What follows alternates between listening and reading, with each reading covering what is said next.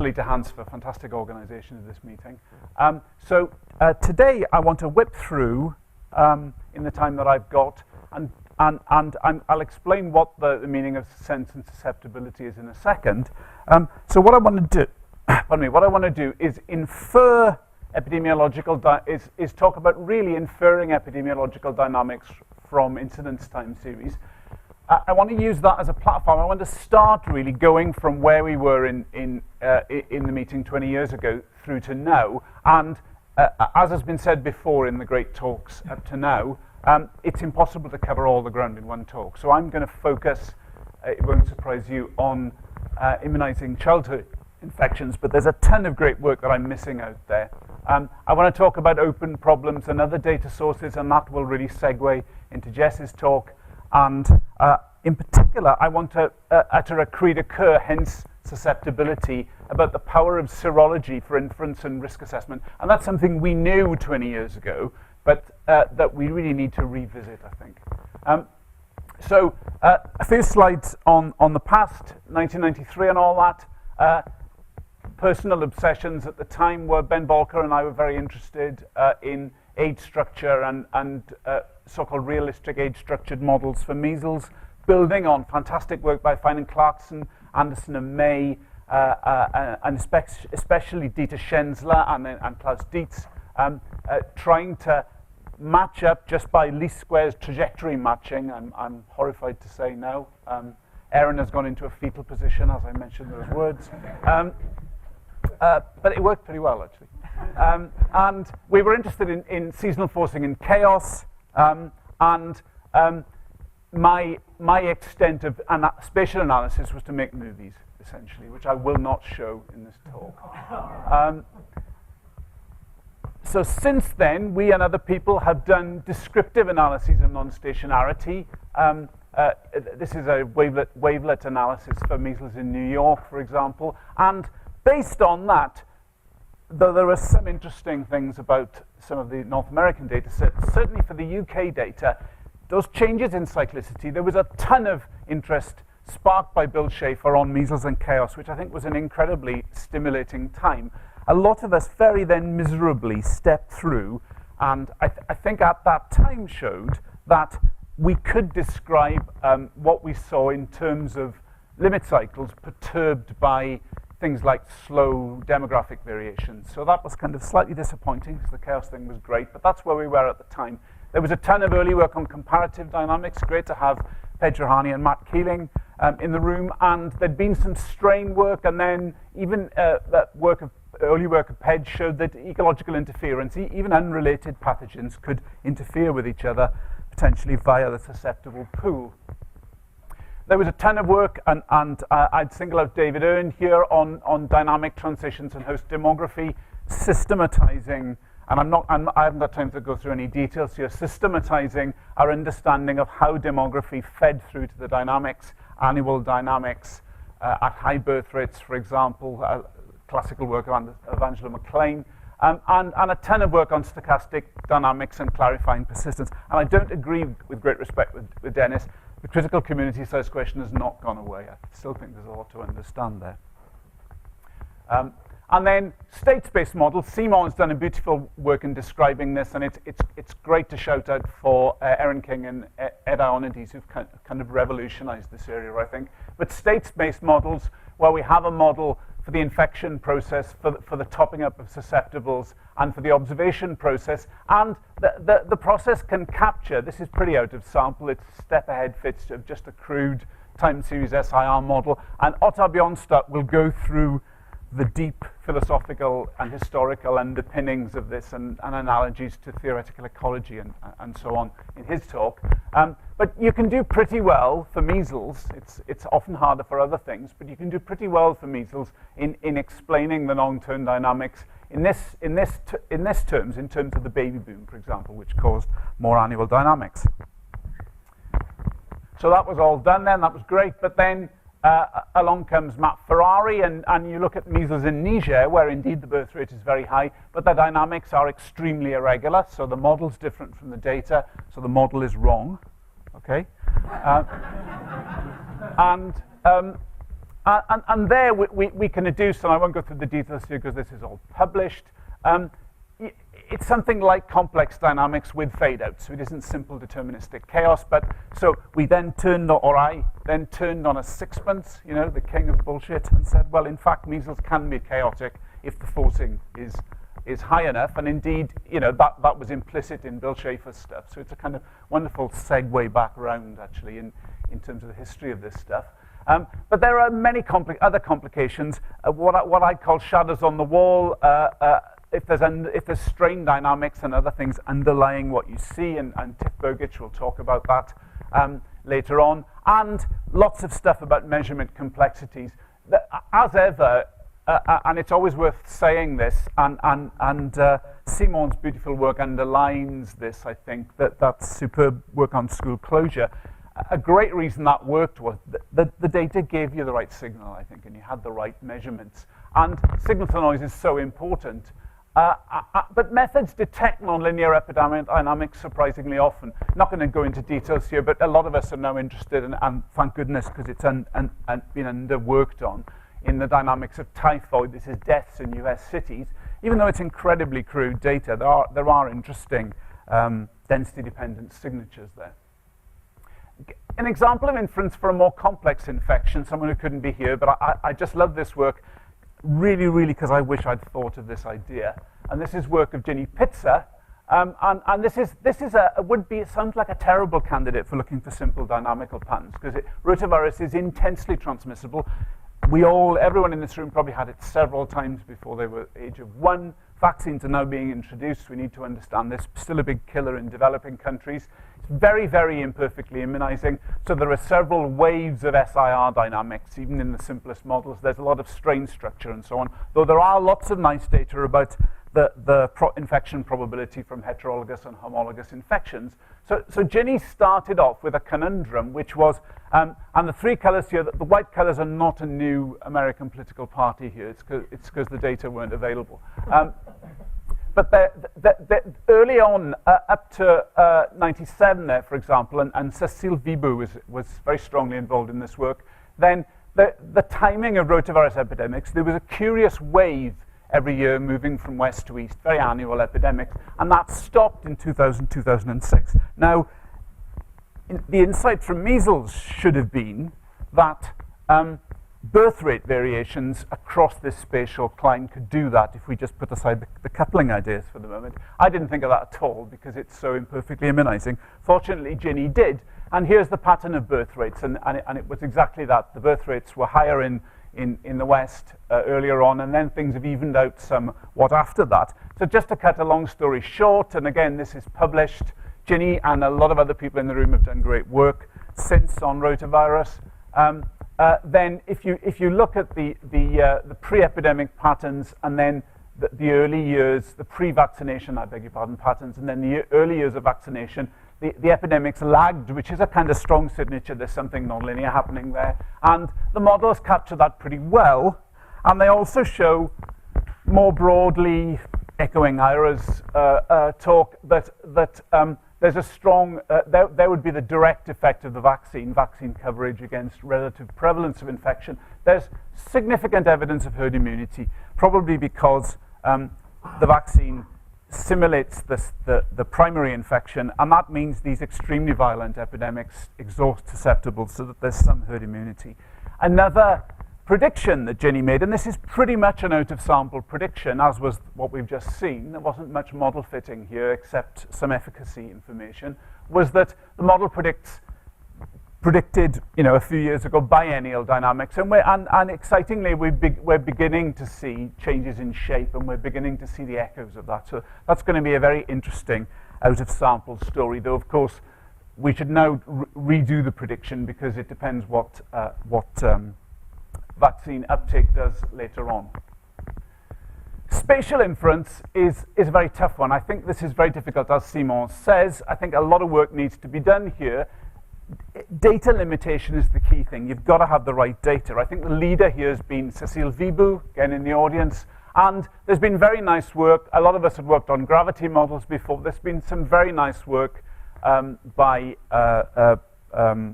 Marta Gonzalez and her colleagues, Simini et al., looking at radiation models. And I think that's a very exciting way forward. But it's always going to be data limited and, as Simon said, computationally limited. And there's a ton of work, and this is moving over towards particularly influenza, of course, on strain models. Julia Gogg's been a leader in this area, and Viggo Andreasen, for example, in the audience, and a lot of work on so-called phylodynamic inference. How does the epidemic dynamics feed back into the phylogeny and vice versa if we compare things like measles and flu? A lot of people are doing very exciting work on this, I think, and again, quite data intensive, but it'll be great to see how that goes. So data needs.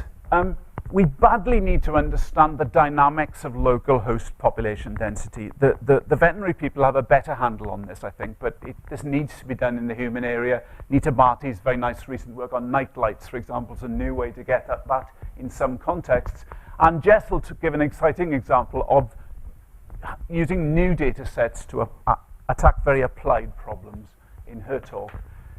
Future surveillance, open platforms like Don Burke et al.'s Wilbert van Panja's project TICO, trying to get the data out there to the community. I think that's a really great idea. And there's going to be much better pathogen, strain, and genetic coverage. Though, you know, the work that's been done on flu, James Wood in the audience, for example, to get at data at the within-host level, you need deep sequencing. You need very, very rich data sets. And designing exactly what data to sequence is going to be kind of key there. The one I want to focus on, though, is serology, is susceptible estimation. And I'm going to focus really on measles. The same would apply to rubella here, where, to start with, where serology is relatively simpler. And this is really going back to the past. And this is stuff that preceded the last Newton meeting. And this is, they used to do, I think they still do, I hope they still do, annual serological surveys for measles, childhood infections in the UK, or in England and Wales anyway. And that allowed them to this is going backwards in time, to work out the increase in susceptibility. This was before the MMR scare, and they'd managed to knock measles down to low levels. And then they used models to project forward, and the different curves here are increasing levels of heterogeneity in terms of school-age kids having a higher transmission rate, but they were able to try and work out that there might be an epidemic in a few years' time, and then they did a pulse vaccination. So this is a beautiful example. You can't do the experiment of someone who didn't, I think, but it's a beautiful potential example of the use of serology in a very applied way. And you know, if you've got data every year, as I'll show in a second, then you can do pretty well. You don't need much of a model if you know the susceptibles every year. And here they had age serology. So let's just test one of the limits, I should say some limits. Let's test one of the limits of serology. So let's take our measles model for the UK, and let's not vaccinate for the moment. I'll come back to that in a second. But let's just crank up the nonlinearity and run the model forward and see whether in something approaching a chaotic scenario, whether we can do better if we've got serology than we can with those reasonably well-tested time series SIR approaches. So what I've done here is I've taken part of the series, the dots, and I've fitted the time series SIR model a la Bebel-Finkenstadt and Ottar-Bjornstadt. Ottar, it doesn't fit perfectly the very sharp spikes here. I didn't bother to optimize the alpha parameter for the one or two very sad TSIR nerds in the audience. But you'll see for the next slide, it doesn't capture the very sharp peaks, but it does pretty well. And these are step ahead predictions. And if we just run it forward, and this is purely illustrative, then if we knew the susceptibles, so I'm assuming we know the susceptibles in year one, and we do okay for about 3 years, and then it goes off. We've lost the ability to predict. If we knew the susceptibles at the start of year 4, again, because of these early, very sharp spikes, we don't capture those at all. Stochasticity is not that important here because this is London, so the troughs are deep, though they don't hit 0 very much. But there'll be some demographic variation as well, particularly accompanying these sharp spikes. We don't do that well. But if we could have a serological survey every year, then, albeit we don't capture these sharp spikes again, and then we just project our model forward, we do pretty well. So this is just a very simple illustration of that Gay et al., Vabad et al. Analysis, but in a much more hostile nonlinear environment. Shows that we do pretty well. Of course, and in fact, we may not, it's important to say, we might not always need serology every year. In this era, if we start with the susceptibles then, we don't have any of the very big spikes then, so we do pretty well for several years then, though obviously once we've got the setup to have the serology, then we should do it. So serology is extremely powerful. Of course, if I vaccinate that system a lot, now we have the susceptibles building up and very spiky epidemics, and things are much more difficult. The blues here are zeros in the series, so stochasticity dominates a lot there, but we could still potentially get the annual susceptibles there, and I've not analyzed this in detail because really one would need to make age-structured models, but a lot of things come out of this, and this is an important area, I think, for development, and there's a lot of expertise in the room of the long-term people. It'd be interesting for them to talk about it. So, first of all, it's great to have Vincent Janssen here. He and others did a classic paper some years ago on measles. The subcritical dynamics and really whether you're still at mass action is a very important issue here. Seasonality, this is seasonality through time going back into the board in beta times S, for example, through the year. This is bi-weeks on the x-axis. Seasonality is a complication. If we're thinking about analytical models here, if we're thinking about just estimating the R0, if we're thinking about branching processes, so the infection rate is moving up and down. Also age structure, and age structure potentially lowers this in a complicated way, so that transmission rates drop because contact rates are lower in older people. But also older people are more mobile, so there are many complexities there. But in principle, it's possible to look at this, and it's a very important issue in the developed country context, particularly in Europe now. The US measles vaccine uptake's a little bit better, but it's really very low. My city of birth, Wales, Swansea in Wales, of course, is a particularly bad example at the moment, but it's very bad on the European mainland as well, very low levels, and a lot of work needs to be done. And John Edmonds and Sebastian Funk in the audience are very interested in doing work on this. I know Jamie Lloyd-Smith is very interested in the branching process contexts of this, so, and John Drake has done great work on this, so that might be an interesting discussion to be had there. In the developing country context, of course, measles is still a significant killer, and this is a lot of work, great work's been done by Matt Ferrari, and this is work by Jess Metcalf and Justin Lessler, and this is trying to be smart with the serology, so that the way that you do the way that you control measles in a lot of sub-Saharan countries is you can't get very high routine vaccination, so you do periodic as much as you can every few years. You do campaigns. You get out there and you do campaigns, and that's been successful, but there's still a lot of measles out there. So questions now with the folks at WHO is to say, if you could, in between these periodic campaigns, so just concentrate on the top and the bottom panels, in between these periodic campaigns, could we look at the buildup of susceptibles if we knew enough about the system, and could we do a small serological survey to get at that? And then that might trigger a small campaign, and the logical eventuation of that would be routine vaccination, of course. But if you do that, and you do these triggered catch-ups, then you'll see that the red curve is much lower there. It's kind of an obvious point once made, but you do much, much better. So clever deployment of serology in the future, so this is now moving to the future, is I think going to be very important. So a lot of other powerful applications of serum banks, a ton of work, Derek Smith and Corinne Russell in this university, James Wood in other flus of other animal populations, antigenic cartography in flu. I think, though I think no one else in the field agrees with me, that because it might be too expensive, if we could separate vaccinal and natural immunity in measles, then that would help us interpret things in conditions of uncertainty. Though it might be too expensive to do. So just quickly to go through the end of this, modeling refinements for the future, structure and inference for epidemic models. Simon's done a beautiful job discussing that. Inference for phylogenetic models, Katia Cole and a lot of other people are working on that in various contexts. A lot of work on network approaches, a lot of people in the audience are interested in this, and approximations, percolation methods, and so on, and the dynamics of super spreading.